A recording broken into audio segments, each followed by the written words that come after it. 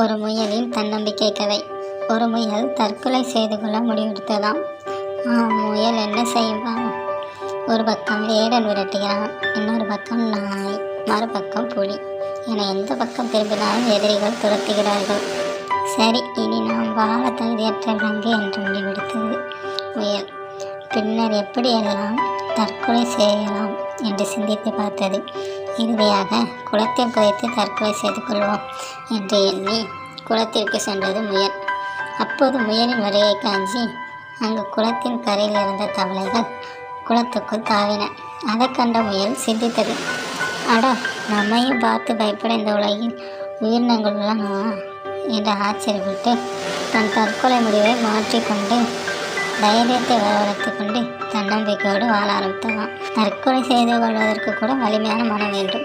அவ்வளவு வலிமையான மனம் இருந்தால் நாம் ஏன் மாய்த்து கொள்வது பற்றி என்ன வேண்டும்? வாழ்ந்துதான் பார்ப்போமே. நன்றி, வணக்கம்.